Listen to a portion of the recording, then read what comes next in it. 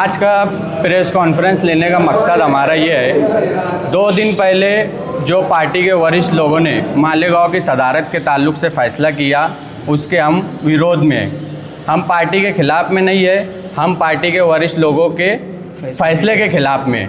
क्यों? क्योंकि ये एक तरफा फ़ैसला लिया गया। पार्टी के अंदर में बहुत से लोगों का नाम लिस्ट में गया था सदारत के लिए, उसके बावजूद एक व्यक्ति का जिसका एमपी हमारी मोहतरमा शोभा ताई बच्चाओं से करीबी संबंध होने की वजह से उन्हें पार्टी की सदारत दी गई, जो हमें मंजूर नहीं है। हम पार्टी के कार्यकर्ता है जो साल भर ज़मीनी स्तर पर लोगों के लिए काम करते हैं। हमें बिना कॉन्फिडेंस में लिए, हमारी बिना राय मशवरा लिए पार्टी ने फैसला किया है। ये एक लोकतांत्रिक पार्टी है, इसमें सबकी राय लेना ज़रूरी है, चाहे एक आम कार्यकर्ता हो चाहे एक खास कार्यकर्ता हो। किसी एक के फैसले से हम उसके खिलाफ़ में रहेंगे, हम पार्टी के खिलाफ़ में नहीं है। हम इमरान इंजीनियर की सदारत को एक्सेप्ट नहीं करते।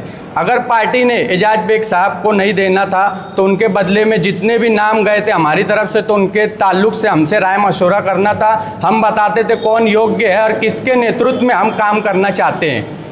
एजाज बेग साहब जो है वो एक बड़ी हस्ती है। उन्होंने कोई पद पे ना होने के बावजूद 17 करोड़ रुपए का काम किया और ज़मीनी स्तर से जुड़कर मालेगांव के अंदर विकास का काम किया। ये कोई से ढका छुपा नहीं है।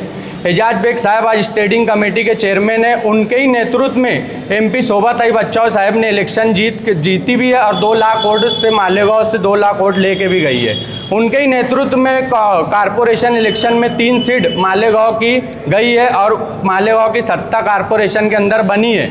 आज मालेगांव के अंदर में एजाज बेग का साहब का नाम किंग मेकर के तौर पर, बॉस के तौर पर लिया जाता है। ऐसे लीडर को छोड़कर एक ऐसे आदमी को सदारत देना जिसका व्यक्तिगत रूप से कोई अनुभव नहीं है, ना वो ज़मीनी स्तर से जुड़े हुए हैं, ना कोई पहले बड़े पद पे रह चुके हैं, ना उनके समर्थन में हम कोई कार्यकर्ता है, वो अकेले। अगर इस तरीके के फैसला का पार्टी ले रही है तो पार्टी को बढ़ाने के लिए ले रही है या पार्टी को डुबाने के लिए ले रही है। अपना गुजरात के अंदर हमारे राहुल जी गांधी जी ने एक बात कही थी कि यार कांग्रेस पार्टी के अंदर कुछ ऐसे लोग हैं जो बीजेपी के स्लीपर सेल्स हैं। क्या महाराष्ट्र में भी कुछ पार्टी के अंदर में बीजेपी के स्लीपर सेल्स आ गए जो पार्टी को डुबाना चाहते या पार्टी को बढ़ने नहीं देना चाहते? आप ऐसे आदमी को सदारत छोड़ रहे हो जिसके पीछे पूरी मालेगांव की कांग्रेस कमेटी, पूरी बॉडी खड़ी है, पूरे कार्यकर्ता खड़े हैं। वो बोलने के बावजूद आप उसे नहीं दे रहे हो। एक ऐसे को दे रहे हो कि जिसके विरोध में मालेगांव के अंदर चर्चा चालू है, जिसके विरोध में कोई उनके नेतृत्व में काम नहीं करना चाहता, उसके बावजूद भी पार्टी ने उनको सदारत दी। इसकी हम मुखालफत करते हैं और हम चाहते हैं वरिष्ठ लोग आए मालेगांव के अंदर, ऑब्जर्वर लोग हमसे राय मशवरा करें। अगर आप कोई दूसरे को देना चाहते हैं सदारत तो हमसे राय मशवरा करें और बोले उस ताल्लुक से। एजाज बेग साहब ने इतने अच्छे काम किए इलेक्शन में, फिर उनको हटाया क्यों जा रहा है और इसके पीछे कौन है, क्या कहेंगे? मैं बताया ना, ये तो वरिष्ठ लोग ही बता सकते हैं ना। उन्होंने तो हमसे ये भी कहा था कि हम जो है पार्टी का गरीब वर्कर जो अगर पुराना होता है, जूने होता है, हम उसको ही बना सकते हैं। तो पठान साहब से, जैनुद्दीन पठान साहब है, इनसे जूना तो कोई नहीं है। वहाँ पे हम लोगों को बताया गया कि पठान साहब का नाम भी रेस में है, लेकिन बाद में ऐसा हुआ कि एक शख्स जो है जो कह रहा है, यानी हमारे सांसद जो कह रहे हैं, उनके कहने पर वहाँ पे वाज़ेह तौर पे हमसे कहा गया कि आप शोभा ताई बच्चाओं से बात करो। कब कहा गया?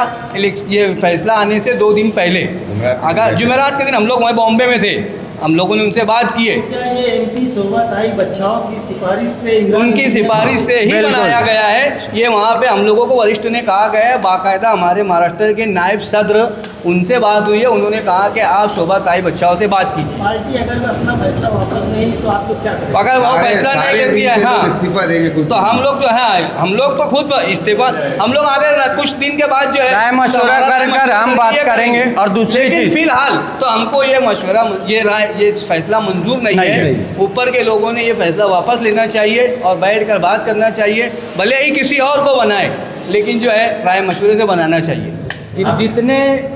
जितने कार्यकर्ता है सबकी नाराज़गी है। नाराज़गी इसीलिए कि बेग साहब जो है तो पार्टी को चला रहे थे, अच्छे ढंग से उनका काम कर रहे थे, लेकिन पार्टी ने 2 दिन पहले जो फैसला लिया ये चौंका देने वाला था। ये फैसला जो था तो पार्टी के हर कार्यकर्ता का दिल दुखाने वाला फैसला था।